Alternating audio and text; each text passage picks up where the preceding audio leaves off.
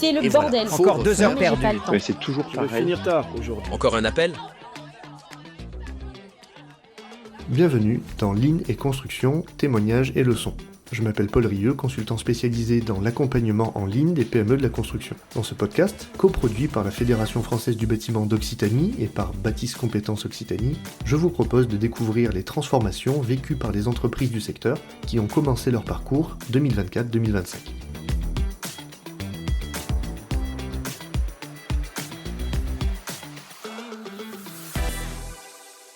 Alors aujourd'hui, je suis avec Cyril Pinchina. Bonjour Cyril.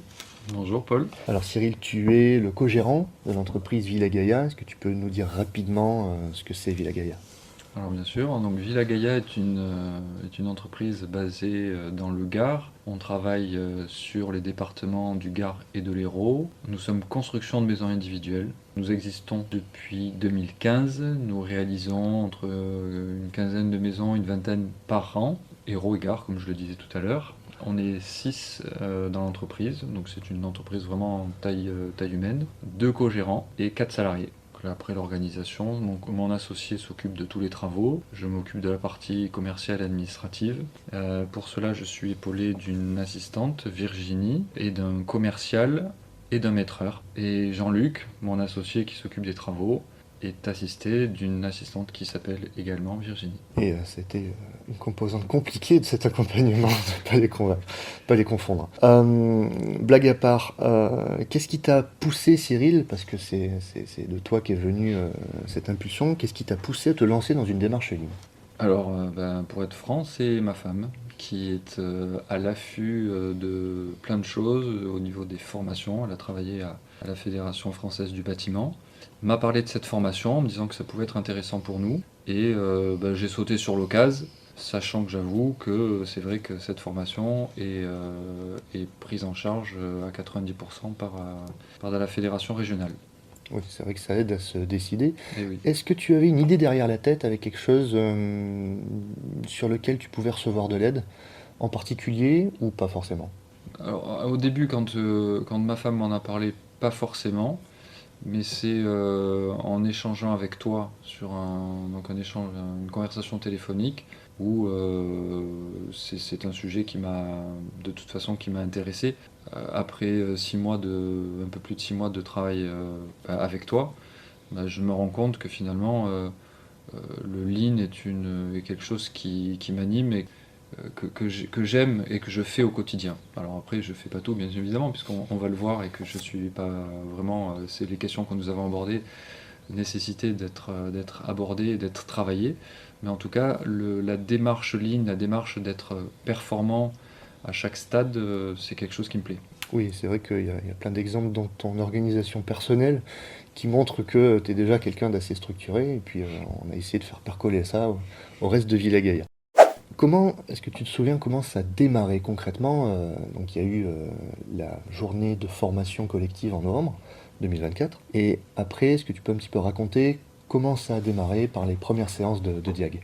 Alors la première séance, on s'est retrouvés dans nos locaux, à Galargues-le-Montieux. Là, l'idée c'était, toi tu nous as présenté dans la démarche tout ce qui pouvait être fait. De mémoire, ça serait regroupé en plusieurs catégories. Il y avait la VSM, les petits pas. Alors, la VSM, je précise, c'est Value Stream Mapping, c'est une cartographie de la chaîne de la valeur, c'est une façon de scanner un processus. Les petits pas, la stratégie commerciale, il y avait pas mal de sujets et tu m'as posé la question de savoir ce sur quoi je voulais axer notre travail. On a fait des choix à ce moment-là. Et des choix d'ailleurs qui peuvent évoluer en fonction de nos rendez-vous. Mais c'est là qu'en fait on a défini notre premier trimestre de travail sur la VSM. Alors c'est vrai que au fil des premiers rendez-vous, il y a déjà des ateliers qu'on a parfois désactivés, en se disant non, finalement ça, il n'y en aura pas besoin. Et d'autres qu'on a déclenchés en se disant ça, il y en aura besoin plus tôt que prévu. Alors aujourd'hui, tu l'as dit tout à l'heure, on est en mai 2025, ça fait 6 mois qu'on a démarré. Concrètement, qu'est-ce qui a changé pour toi ? Visuellement, est-ce que tu te dis, tiens, c'est vrai que je fais un retour en arrière de 6 mois, mais ça, c'était pas pareil. Alors, ce qui a changé, c'est que j'avais l'impression, ou c'était le cas quand même, l'entreprise Villa Gaia restait, avant ton intervention, je vais dire, une entreprise assez structurée, assez bien organisée. C'est une de nos qualités. En revanche, tous les sujets que nous avons abordés, alors pour l'instant, il y a eu deux sujets principaux.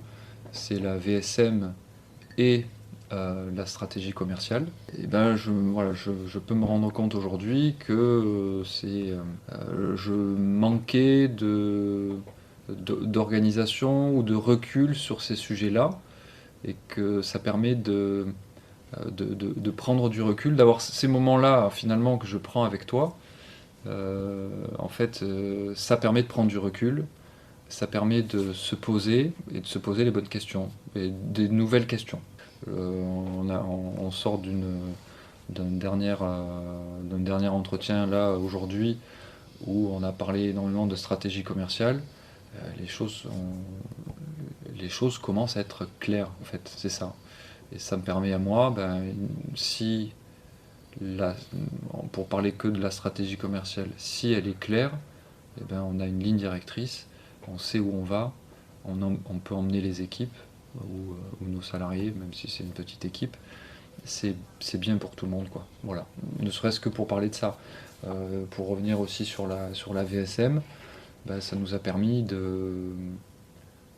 d'identifier les quelques manques, de définir, mais on va peut-être en parler un peu plus en détail, définir un parcours client, enfin voilà, on précisera peut-être dans le sujet, mais pareil, c'est le process de Villa Gaia est devenu plus clair pour moi, mais pour tout le monde. Et justement, parlons-en, puisque ça a été notre sujet principal du premier trimestre. C'était le fait de se réapproprier un petit peu le process avec des étapes qui étaient en souffrance, on a pu le remarquer, et avec des correctifs qui ont au final été assez légers. Alors, oui, de dire qu'ils ont été assez légers, finalement, ça correspond au fait qu'on était quand même assez bien organisé. Cependant, oui, ça nous a permis de repositionner les actions de chacun, de voir comment le client réalisait son parcours, ou en fait un dossier réaliser son parcours au sein de Villa Gaia. Dans la partie, donc on a décomposé en deux grandes phases, la partie commerciale et administrative et la partie travaux. Donc ça a permis à chacun de savoir où il en était, de savoir quelles étaient les missions et de voir les couacs, ce qui bloquait, ce qui n'était pas très bien fait et qui demandait de l'amélioration. Donc esprit ligne. Ce qu'il y a de bien aussi, et finalement c'est ce travail de VSM qui nous a permis ça, c'est qu'on a identifié toutes les étapes clients, ce que devaient faire, enfin les actions clients, et en fait on a édité sur tes conseils, on a édité une fiche parcours client qui a été travaillée, imprimée, et qu'on communique à nos clients, et en fait ça permet à nos clients de savoir comment va se dérouler tout son dossier au fur et à mesure de l'avancée du contrat. Voilà. Donc aussi bien dans la partie commerciale, administrative, que travaux et réception, et même SAV. Donc clair pour tout le monde. Et puis en plus, vous avez fait appel à une graphiste pour faire ce travail, ce qui vous donne un élément du matériel commercial sexy. Exactement, ouais. Là encore, c'est pareil, c'est sur tes conseils, mais c'est vrai que ça semblait inconcevable de faire ce document en interne, de faire un document aussi bien qu'un graphiste. Donc on a eu cette aide externe, et on est particulièrement content du résultat, et ça plaît beaucoup. Alors pour changer un petit peu de dimension, qu'est-ce qui t'a le plus surpris? Tu t'attendais pas du tout à travailler comme ça, ou à aborder ça, ou qu'est-ce qui t'a surpris en tout cas dans cette démarche après 6 mois? Je dirais, donc on a eu deux catégories, on va dire. On a travaillé sur la VSM, sur la stratégie commerciale. Ce qui m'a le plus surpris, c'est tout le travail qu'on a fait sur la stratégie commerciale. C'est encore une fois, on sort d'un rendez-vous là tous les deux. Il y a eu beaucoup d'informations très très intéressantes pour moi. Et alors j'ai besoin de digérer notre rendez-vous. Mais si je peux utiliser cette métaphore, j'étais pas, Villa Gaia n'était pas complètement dans les nuages, mais il pouvait y avoir un peu de brume. Et là, c'est en train de s'éclaircir vraiment. ouais, j'ai les idées qui vont être plus claires. Et ce travail-là, c'est alors surprenant, c'est de dire, en fait, ouais, pourquoi je l'ai pas fait avant finalement. Je me rends compte que c'est bah, on va dire une de mes faiblesses. Je suis bon dans l'organisation, par contre dans cette partie-là, je suis content que tu étais là et que tu aies pu m'accompagner.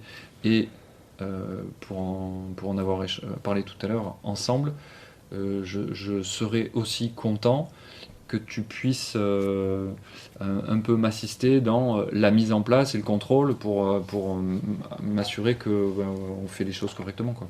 Eh ben, ça tombe bien, c'est justement le programme des 6 prochains mois, puisque le programme a encore quelques mois devant lui, il s'arrête fin 2025. Qu'est-ce qui te motive quand tu dis, tiens, il va y avoir une séance lean, qu'est-ce qui te motive là-dedans?